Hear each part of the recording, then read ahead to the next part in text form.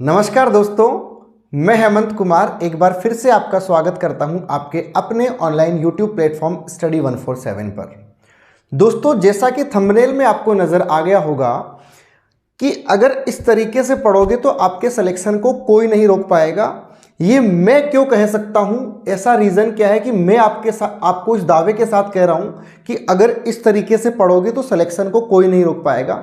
दोस्तों, खुद रेलवे में 3 बार सिलेक्टेड हूं, ठीक है, इसलिए कह रहा हूं कि अगर इस तरीके से पढ़ लोगे तो रेलवे तो कोई नहीं रोक पाएगा, आपकी एक सीट पक्की है। ठीक है, एक शायरी सुनाऊंगा छोटी सी, 2 शायरी लेकर आया हूं आपके लिए। एक तो उन लोगों के लिए जो टाइम पास कर रहे हैं पढ़ाई के नाम पर, क्योंकि मेरा पूरा वीडियो आज का थोड़ा सा वीडियो लंबा हो सकता है, पूरा देखना, आपके अंदर मोटिवेशन जगा देगा, एक अलग ही प्रकार का, एक अलग ही किस्म का आपके अंदर जोश और जुनून पैदा करेगा, ये मेरी गारंटी है। दोस्तों, 2 शायरी लाया हूं, फिर बता रहा हूं। शायरी नंबर 1 तो ये है, उन लोगों के लिए है जो लोग तैयारी तो कर रहे हैं लेकिन तैयारी नहीं कर रहे हैं। ये क्या हुआ, तैयारी कर रहे हैं और फिर भी तैयारी नहीं कर रहे हैं, यानी कि तैयारी के नाम पर खुद को धोखा दे रहे हैं, घर वालों को धोखा दे रहे हैं। दूसरी शायरी उन लोगों के लिए जो रियल में मेहनत कर रहे हैं, जिनको इतना कॉन्फिडेंस है कि हाँ मैं पढ़ूंगा और मेरा सिलेक्शन होगा। दोस्तों, पहली शायरी बताता हूं मैं आपको। ये वक्त गुजरता है, ये वक्त गुजरता है, ये वक्त बदलता है, इंसान भी बदलता है। ये वक्त गुजरता है, इंसान भी बदलता है और वक्त भी बदलता है। संभाल ले तू खुद को जनाब, ये वक्त खुद चीख कर कहता है। तू संभाल ले खुद को मेरे दोस्त, ये वक्त खुद चीख कर कहता है। यानी कि जो लोग तैयारी कर रहे हैं लेकिन तैयारी के नाम पर टाइम पास भी कर रहे हैं, उन लोगों के लिए दोस्तों ये वक्त खुद कह रहा है और खुद कहता है कि कर ले तैयारी, नहीं तो फिर पछताएगा। दूसरी शायरी में दोस्तों उन लोगों के लिए लेकर के आया हूं जो लोग तैयारी कर रहे हैं, हो सकता है एक आध नंबर से पिछले एग्जाम्स के अंदर वो लोग रह गए हो। उनके लिए शायरी क्या है, हर रोता हुआ लम्हा मुस्कुराएगा, हर रोता हुआ लम्हा मुस्कुराएगा, तू मेहनत कर तेरा भी वक्त आएगा। फिर से कहता हूं, हर रोता हुआ लम्हा मुस्कुराएगा, तू मेहनत कर मेरे दोस्त, तेरा भी क्या आएगा, तेरा भी वक्त आएगा, तेरा भी सिलेक्शन होगा। ठीक है, तो दोस्तों सीधा अपन टॉपिक पर आते हैं। पेन कहाँ गया मेरा, सीधा अपना टॉपिक पर आते हैं। इस तरह पढ़ोगे तो सिलेक्शन पक्का है। कौन सी, जैसा कि आपको पता है दोस्तों, मैंने पहले भी बता रखा है कौन सी वैकेंसी आने वाली है। रेलवे एलपी टेक्नीशियन की वैकेंसी आपके सामने मई जून तक 100% मिल जाएगी। आरपीएफ कांस्टेबल, इससे पहले आपको जेई की वैकेंसी मिल जाएगी। दोस्तों किसकी वैकेंसी मिल जाएगी, जेई की वैकेंसी मिल जाएगी। और जेई के बाद में किसकी मिलेगी आपको दोस्तों, आरपीएफ कांस्टेबल की मिलेगी। और उसके बाद में आपको किसकी मिलेगी, टीटीई की वैकेंसी मिलेगी। हाँ, अगर कुछ गड़बड़ हुआ, कुछ चेंजेस हुआ, तो हो सकता है आपको पहले टीटीई की वैकेंसी देखने को मिल जाए। हालांकि ऐसा होगा नहीं। ऐसा क्यों कह रहा हूं दोस्तों, क्योंकि जनरली टीटीई की जो पोस्ट है ना, वो अधिकतर पोस्टें दोस्तों डिपार्टमेंट से भर दी जाती है, तो बहुत कम चांस है टीटीई की वैकेंसी आने का। सबसे ज्यादा चांसेस है एलपी टेक्नीशियन का। ठीक है, तो दोस्तों मैं इस वीडियो में आपको बताऊंगा कि आपको किस तरीके से पढ़ना चाहिए कि आप सिलेक्शन ले लो। सीधे टॉपिक की बात करते हैं। सबसे पहले समय कैसे बचाएं। अब ये समय कैसे बचाएं दोस्तों, आप मुझे ये बताओ कि जो बच्चा टॉप कर रहा है, जो बच्चा रैंक 1 लेकर के आ रहा है, जो बच्चा 100% अपना सिलेक्शन दे रहा है, उसको भी अपने पूरे दिन के अंदर 24 घंटे मिलते हैं। ठीक है, जो बच्चा जिसका सिलेक्शन नहीं हो रहा है उसको भी कितने घंटे मिलते हैं, उसको भी 24 घंटे ही मिलते हैं। क्या उसको 25 घंटे मिल जाते हैं क्या? 25 घंटे तो किसी को भगवान ने दिए नहीं कि तू टॉपर है, तू 25 घंटे ले ले, ये थोड़ा कम पड़ेगा तो इसको मैं 23 घंटे ही दूंगा। सबको बराबर समय मिलता है, सबको बराबर समय मिलेगा। लेकिन अब इन 24 घंटों को आप दोस्तों किस तरीके से यूज करते हो, ये आप पर डिपेंड करता है। इन 24 घंटे को आप किस तरीके से यूज करते हो, आप पर डिपेंड करता है। समय कैसे बचाएं दोस्तों, समय सबसे ज्यादा खराब होता है। मैं आपको बता दूं, एक सच्चाई से वाकिफ करवा रहा हूं। सच्चाई को आप लोग भी जानते हो और सभी लोग जानते हैं, लेकिन उस पर क्या है कि फोकस नहीं किया जाता है। सच्चाई यह है कि आज के टाइम में जो युवा है जो लोग तैयारी कर रहे हैं, जो फ्रेशर लोग हैं या जो तैयारी करके भी सिलेक्शन नहीं ले पा रहे हैं, उसका सबसे बड़ा रीज़न क्या है दोस्तों? उसका सबसे बड़ा रीज़न है क्या? ये जो चीज़ है ना दोस्तों, ये सबकी ऐसी तैसी करके रख रखी है। किसकी ऐसी तैसी कर रखी है? आपकी तैयारी की और आपके 24 घंटों की। ठीक है, ये जो मोबाइल खोल के इस तरीके से मोबाइल खोल लिया, और ये जो प्रोसेस है ना, ये उंगली सरकाने वाला, ये उंगली सरकाने वाले ने सबके टाइम की धज्जियां उड़ा रखी है। ठीक है, अब वो रील्स चाहे तो यूट्यूब वाली हो, चाहे तो वो आपके इंस्टा वाली हो, इस तरीके के नंगे नाच नाचे जा रहे हैं दोस्तों कि आपका वो उंगली सरकाने का प्रोसेस चलता ही रहता है। एक बार चला दिया तो पता नहीं कितनी रील्स, लाखों करोड़ों रील्स है दोस्तों, उनमें टाइम खराब हो रहा है। मैं कहता हूं उस टाइम को वहां क्यों खराब कर रहे हो? वहां खराब नहीं करके देखो दोस्तों, एक काम तो करना पड़ेगा आपको, या तो ये सब कुछ हटा दो, इंस्टा हटा दो, FB हटा दो, यूट्यूब भी हटा दो। मैं तो ये कहता हूं अगर आपसे कंट्रोल नहीं हो रहा है तो दो कंडीशन, या तो कंट्रोल कर लो अपने आप पर, यूज करो, चलाओ, लेकिन लिमिटेड। भाई देख ली, रील देखने की मनाही नहीं है। आप जो भी खलीफा अलीफा देखते हो, एक टाइम होता है हर चीज़ का, वहां तक देख लो, उसके बाद अपने पर आ जाओ कि मेरे को मेरे कैरियर पर फोकस करना है, मुझे मेरी तैयारी करनी है। समझ रहे हो? अगर आपसे वो कंट्रोल नहीं होता है, गवर्नमेंट ने बहुत सारी साइट बैन कर रखी है, लेकिन ये मूर्ख लोग पता नहीं कहाँ से निकाल के ले आते हैं और फिर चालू हो जाते हैं। मैं कहता हूँ, लोग कहते हैं ना अकेले बैठ करके पढ़ाई करो। अरे भाटे पढ़ाई करेंगे तुम अकेले बैठ करके? तुम पता है, मुझे पता है तुम अकेले बैठ के फिर क्या करते हो। ठीक है, या तो अपने आप को कंट्रोल कर लो कि इनको देखो, चलाओ, लेकिन लिमिटेड टाइम में। अगर वो कंट्रोलिंग आपसे नहीं हो रही तो फिर इनको हटा दो, सालों को माथा फोड़ी खत्म। दोस्तों सबसे पहली चीज ये है कि सोशल मीडिया से दूर रहें। मैं ये नहीं कह रहा हूं कि सोशल मीडिया को हटा दो, आप अपने आप को कंट्रोल करना सीखो।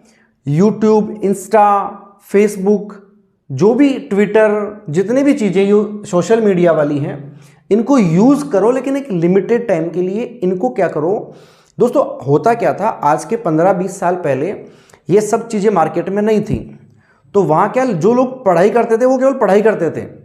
आज के टाइम में क्या हो रहा है, जो लोग पढ़ाई कर रहे हैं वो पढ़ाई तो कर ही रहे हैं, और पढ़ाई के साथ साथ ये इंस्टा और यूट्यूब पर रील्स का सबसे बड़ा गंदा काम कर रहे हैं। ऑनलाइन कोर्स परचेज कर लिया, नोटिफिकेशन आया, इसने रील्स भेज दी मेरे को, तो देखना जरूरी है भाई। अगर मैं रील नहीं देखूंगा तो फिर कौन देखेगा उसकी रील? ये भी तो बात है। तो इन चीजों को कंट्रोल करो, दूर रहो, हटाओ मत। चाहे आप लिमिटेड टाइम तक काम में लो भाई। जैसे मान लो आपने पढ़ाई करी, 2 घंटे पढ़े, 3 घंटे पढ़े, और 2-3 घंटे पढ़ने के बाद में आप उसको 10 मिनट, 15 मिनट, मैं कहता हूं आधे घंटे चला लो, लेकिन उसको फिर रख के भूल जाओ। दोस्तों एक बार ऐसा करके तो देखो, आपको अलग ही मोटिवेशन मिलेगा, आप में अलग ही एनर्जी आएगी। कभी सोचा है, कभी एक बार प्रैक्टिकल करना कि आप क्या करते हो, जब भी घर में भाई बहन, पापा मम्मी बैठे होते हैं, तो आप क्या करते हो, यूट्यूब या फिर फेसबुक या फिर इंस्टा पर या तो रील्स चलाओगे या फिर नोटिफिकेशन देखोगे। अब नोटिफिकेशन देखोगे या फिर रील्स देखोगे, बात तो एक ही है। कभी कभार एक बार ऐसा करके देखना मेरे कहने पर, जब भी घर वालों के साथ बैठे हो तो उस फोन को साइलेंट करके साइड में रख देना, और फिर आराम से रिलैक्स फील होके घर वालों से बात करना। माइंड में एक अलग ही प्रकार की एनर्जी क्रिएट होगी। ठीक है, चलें आगे। नेक्स्ट है, अकेले रहना सीखो, आइसोलेट रहना सीखो। अब अकेले रहने का मतलब ये नहीं है कि मैं किसी से बात करना ही बंद कर दूं, घर वालों से बोलना ही बंद कर दूं। मेरे को तो सर ने बताया था कि अकेले रहना सीख, किसी से बात ही मत कर। जब जब पढ़ाई करो तब तब अकेले रहना सीखो, फ़ोन को साइड में रखकर साइलेंट करके छोड़ना सीखो। साला जो होगा उसको 2 घंटे बाद में देख लेंगे। कोई ये थोड़ी गारंटी है कि भाई मैं अभी पढ़ूंगा तो सब कुछ मेरे को अभी मिल जाएगा, या अभी नोटिफिकेशन देखना मेरा ज़रूरी है। मैं नोटिफिकेशन नहीं देखूंगा, मेरे दोस्त ने रील्स भेजी है, मैं उसको नहीं देखूं तो मेरे दोस्त के तो करोड़ों रुपए डूब जाएंगे साले। ऐसा ही है ना, अगर करोड़ों रुपए डूब रहे हैं तो फिर पढ़ो, कौन मना कर रहा है। लेकिन करोड़ों रुपए नहीं डूब रहे हैं, वो केवल मनोरंजन के लिए हैं। तो दोस्तों हर चीज़ का टाइम होता है, हर चीज़ का वक्त होता है, उस वक्त पर ही वो चीज़ अच्छी लगेगी। ठीक है। अकेले रहने का सबसे बड़ा नुकसान बताता हूँ मैं, अकेले रहने का। मैं कह तो रहा हूँ कि अकेले रहना सीखो, लेकिन नुकसान बताता हूँ आपको नुकसान क्या है। आप क्या करते हो, अकेले चले जाओगे, कमरा बंद कर लिया और घर वालों को तो बोल दोगे कि मैं तो अकेला बैठ के पढ़ूंगा, मुझे कोई डिस्टर्ब नहीं करेगा। लेकिन मूर्ख इंसान, तू कमरे के अंदर, बंद कमरे के अंदर, मुझे पता है, तेरे दोस्तों को पता है तू क्या कर रहा है, तू क्या देख रहा है। समझ में आई बात? तो कहाँ तू अकेला रह रहा है? तू तो साले अमेरिका वालों को देख रहा है, इंग्लैंड वालों को देख रहा है, रशियन लोगों को देख रहा है, कमरे के अंदर बैठा बैठा। यही तो हो रहा है। हो सकता है बुरा लगे, गलत लगे, लेकिन मैं तो सही कह रहा हूँ कि जब अकेला बैठता है तो फिर या तो रील्स देखेगा, कुछ ऐसी आ जाएगी बीच में चलते चलते कि अरे यार अब यार थोड़ी देर के लिए तो है ना, मेरे से कंट्रोल नहीं हो रहा है। इन चीज़ों को आपको छोड़ना पड़ेगा। ठीक है। अकेले रहने का मतलब ये है कि आप जब भी पढ़ो तो फोकस करो केवल अपनी पढ़ाई पर, दोस्तों को छोड़ो, एक्स को छोड़ो, वैक्स को छोड़ो, और केवल फोकस करो आपके अपने फ्यूचर पर, आपके अपने अकेलेपन पर। कुछ सफ़र हमें अकेले ही तय करने होते हैं। ये जो स्पेशली तैयारी वाला सफ़र है दोस्तों, ये अकेले ही तय करना है। जब आपका सिलेक्शन हो जाएगा, जॉब लग जाएगी दोस्तों, तो खूब सारा आपको क्या मिल जाएगा, ये खूब सा आपको ये सब कुछ कमरा बंद करने की ज़रूरत नहीं पड़ेगी। फिर सिलेक्शन हो जाएगा तो फिर आपके पास खुद चल कर के आएगी। आप चाहोगे जो कर लोगे। ठीक है, तू अच्छी नहीं लग रही, मेरे को तो वो अच्छी लग रही है, ये सब कुछ कर पाओगे, लेकिन कब? जब सिलेक्शन ले लोगे। नेक्स्ट है दोस्तों, कट ऑफ को कभी भी नहीं देखें आप। कट ऑफ को कभी नहीं देखने का मतलब ये है कि जनरली क्या होता है, अपन पिछली कट ऑफ को देख करके एनालिसिस करते हैं। मेरा एक दोस्त है BL, अब वो क्या करता है साला, जब भी कोई वैकेंसी आती है ना, वो जूनियर इंजीनियर की तैयारी कर रहा है, साले का सिलेक्शन आज तक नहीं हुआ। रीज़न क्या है? वो अपना इन सब चीज़ों में टाइम खराब कर रहा है। पहले तो सुबह उठते ही 2 घंटे तो वो रील्स देखेगा यूट्यूब पे, नोटिफिकेशन। मुझे बोलेगा मैं तो कुछ नहीं देखता, पॉलिटिक्स देखता हूँ। अरे भाई, तू अगर यूट्यूब, इंस्टा, ये जितने भी प्लेटफॉर्म हैं, इन पे अगर आप आज कुछ भी सर्च मार लोगे तो उस पर उसी चीज़ से रिलेटेड दुनिया भर के क्या आते रहेंगे, वीडियोज़ आ जाएंगे। आपने सर्च किया मियाँ खलीफा, तो दोस्तों मियाँ खलीफा की इतनी रील्स आ जाएगी, आप कभी सर्च ही नहीं पाओगे पूरी उसकी। आपने सर्च कर दिया कैटरीना कैफ, तो फिर वो पूरा कैटरीना कैफ ही दिखाएगा आपको। तो कट ऑफ को वो क्या करता है, जैसे ही वैकेंसी आती है एनालिसिस करेगा, यार इतने वैकेंसी है, इतने फॉर्म भरे हैं, पिछली कट ऑफ इतनी गई थी, उससे पिछली कट ऑफ इतनी गई थी, अगर मेरे इतने मार्क्स आ गए तो कट ऑफ क्लियर कर लूँगा। अरे भाई मेरे दोस्त, तेरे अगर 100 नंबर का पेपर है तो तू भी जानता है तेरे 100 नंबर तो नहीं आएंगे, तेरी औकात तुझे अच्छे से पता है। तो तू ये क्यों सोच रहा है कि पिछली कट ऑफ 65 गई थी तो मेरे 70 मार्क्स आ जाएंगे तो मेरा सिलेक्शन हो जाएगा। अरे भाई, पिछली वैकेंसी से लेकर अब तक की वैकेंसी तक सोच, कितनी पोस्ट, कितने लोग नए आ चुके, कितने लोगों ने तेरी क्वालिफिकेशन को कवर कर लिया है, कितने लोग और जुड़ चुके। क्या वो 5 नंबर ही बढ़ाएंगे? भाई 15 नंबर तो बढ़ा सकते हैं। तो तू ये प्रयास करना, मैं 100 में जितने ज़्यादा हो सके उतने नंबर लेकर के आऊँ। एक तो वो एनालिसिस के अंदर गुणा भाग करता रहेगा और अपना टाइम खराब करता रहेगा। एक बार नहीं, कई बार करेगा। फिर अपने सब दोस्तों के पास रोएगा कि यार पिछली कट ऑफ इतनी गई थी, इस बार कट ऑफ इतनी गई। दोस्तों से बात करो, लेकिन लिमिटेड बात करो। दोस्तों मैं बात करूँगा, दोस्त होना भी ज़रूरी है। मैं नहीं कह रहा दोस्तों को छोड़ दो, बात मत करो। दोस्तों का होना बहुत ज़रूरी है, लेकिन लिमिटेड और अच्छे दोस्त होना बहुत ज़रूरी है। हॉबी को ज़रूर समय दें। अब दोस्तों हॉबी क्या हो सकती है? हॉबी तो हमारी आज एक ही चल रही है, क्या कि हम तो इंस्टा चलाएंगे, रील्स देखेंगे, नंगे नाच देखेंगे, वहाँ ठुमके देखेंगे ऐसे वैसे करते हुए, और हमारी हॉबी यही है। इसको हॉबी थोड़ी बोलते हैं, इसको तो तुम्हारे हॉर्मोन्स का प्रभाव बोलते हैं। तुम्हारे हॉर्मोन्स कहते हैं कि देख, तुझे इंटरेस्ट आएगा इन चीज़ों में, तुझे मज़ा आएगा इन चीज़ों में, और वो मज़ा तुम्हारा फ्यूचर का कर देता है किरकिरा। हॉबी को ज़रूर, अब हॉबी क्या हो सकती है? दोस्तों के साथ बात करना, इसको हॉबी बना सकते हो। लेकिन हॉबी का मतलब ये है कि जब आप वो काम कर रहे हो तो उसको दिल से करो, मन से करो। कमरे में बंद होकर के अकेले कुछ बैन करी हुई साइटों को खोजना और दोस्तों से मंगवाना और उनको देखना, ये हॉबी नहीं हो सकती है। हॉबी का मतलब जिसको करके तुम्हारे मन को संतुष्टि मिले, और मुझे पता है तुम्हारे मन को संतुष्टि किन चीज़ों से मिलती है। वो नहीं करना है, जो सामाजिक हित में हो वो काम करो। तुम्हारा खुद का भी नुकसान कर रहे हो और दूसरों का भी कर रहे हो। हॉबी क्या हो सकती है? ड्राइंग, पेंटिंग, साइकिलिंग, पेड़ लगाना, कुछ भी हॉबी हो सकती है तुम्हारी यार। तो हॉबी को टाइम दे, लेकिन एक लिमिटेड टाइम देवे। दोस्तों से मिलते रहें। ऐसा नहीं है कि मैंने सर ने बोला था अकेले रहना सीखो, मैं तो किसी दोस्त से नहीं मिलूंगा, मैं तो अकेला ही बहुत हूँ। दोस्तों से मिलना बहुत ज़रूरी है। 2-3 लाइनें लाया हूँ दोस्तों के लिए, बहुत अच्छी अच्छी, ऐसे राह चलते ही मुझे मिल गई थी। दोस्त भले ही एक हो, पर अल्फाजों से ज़्यादा खामोशियों को समझ सके। ये नहीं हो कि 100 दोस्त हो। अरे किसी को मारना पीटना थोड़ी है भाई, और आज के टाइम में मारने पीटने का तो समस्या ही ख़त्म है, क्योंकि प्रॉफिट तो कुछ होना नहीं है, उल्टा फंसना है। तो इससे बढ़िया है कि दोस्त चाहे कम हो, लेकिन वो हो जो तुम्हारी खामोशियों को भी पढ़ ले। तू उसके सामने मुस्कुरा के जा रहे हो, लेकिन वो कह रहा है भाई तुझे समस्या क्या है, मुझे ये बता। यानी कि वो तुम्हारे अंदर की भावनाओं को समझ पा रहा है। कुछ कमीने दोस्त गणित के, ये बहुत प्रचलन में है, कुछ कमीने दोस्त गणित के जीरो जैसे होते हैं, समय आने पर अपने दोस्तों की कीमत बढ़ा देते हैं। उन दोस्तों से दोस्ती मत रखो या ब्लॉक कर दो जो लोग तुम्हें उल्टी सीधी रील्स भेज रहे हैं, जो तुम्हारे उल्टी सीधी साइट्स भेज रहे हैं, फोटोज़ भेज रहे हैं।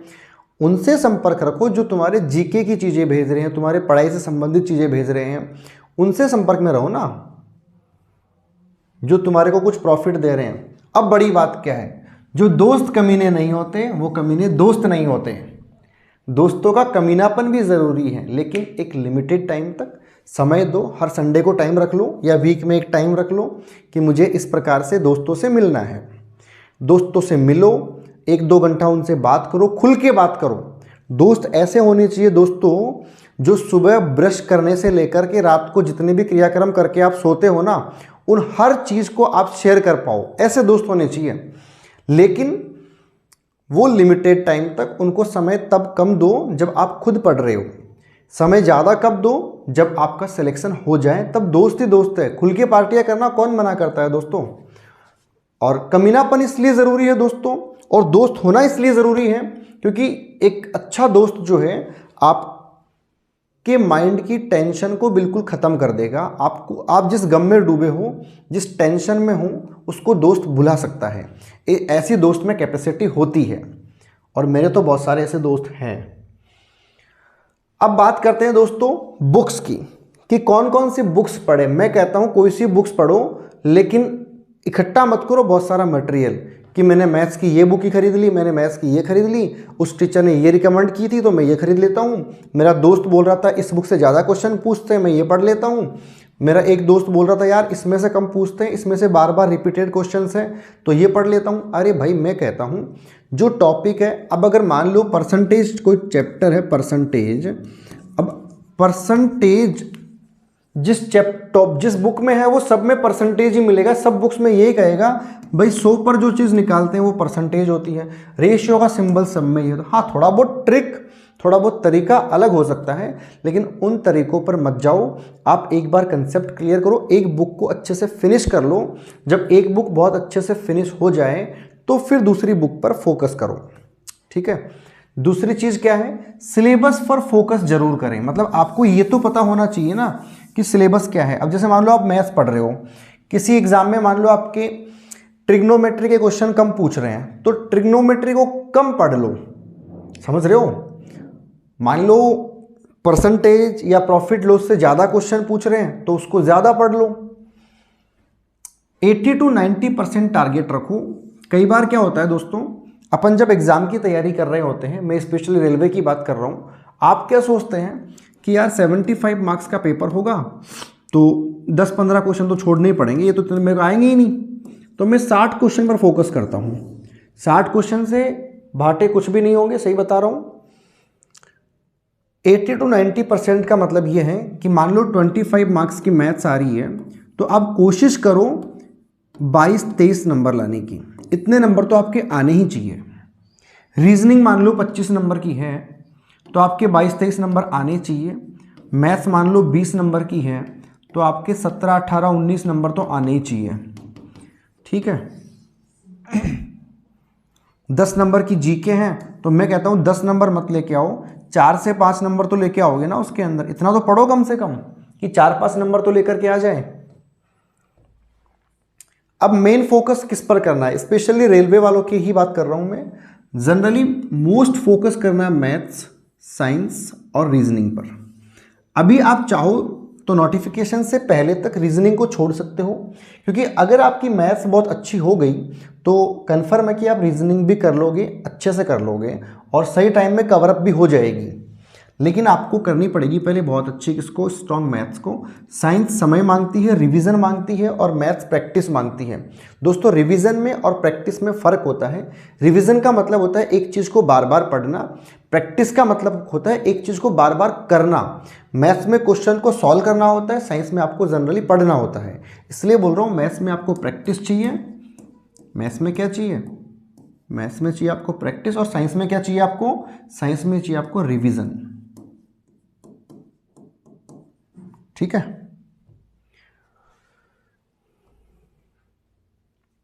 और सबसे लास्ट है कि टेक्निकल सब्जेक्ट को अभी कम पढ़े। आप दो चीजों को कम कर सकते हो, टेक्निकल सब्जेक्ट प्लस रीजनिंग। ये दो सब्जेक्ट ऐसे हैं कि इनको आप अभी कम समय देकर के अगर आप नोटिफिकेशन आने के बाद भी पढ़ोगे ना दोस्तों, तो बहुत अच्छे से कवर अप कर लोगे। ठीक है दोस्तों, ये था मेरा आज का सेशन, जिसमें मैंने आपको बताया कि आप ALP technician, RPF, SI, JE, TTE इनकी वैकेंसी कैसे करोगे। ठीक है, तो जल्दी एक वीडियो और लेकर के आऊँगा दोस्तों कि आपको कौन सी बुक से पढ़ना चाहिए, कौन सी बुक से रेफ़र करना चाहिए। क्योंकि हालांकि बुक सारी अच्छी होती है, लेकिन थोड़ा सा अनुभव अच्छा है, प्रैक्टिस अच्छी है, तो उस बेस पर मैं ऐसा वीडियो लेकर के आऊँगा कि कौन सी बुक से क्वेश्चन ज़्यादा पूछे जा रहे हैं। ठीक है, गुड बाय दोस्तों। अगर आपको वीडियो अच्छा लगा हो तो चैनल को सब्सक्राइब कीजिए, वीडियो को दोस्तों तक शेयर कीजिए और लाइक ज़रूर कीजिए दोस्तों। पैसे नहीं चाहिए मुझे, लाइक चाहिए। लाइक करने से क्या होगा, थोड़ा सा अपना अंदर की आत्मा में ये कहती है कि वास्तव में बच्चों को वीडियो अच्छा लग रहा है, मैं और अच्छा कंटेंट लेकर के आऊँगा। ठीक है, गुड बाय दोस्तों, मिलेंगे जल्द ही अगले वीडियो में।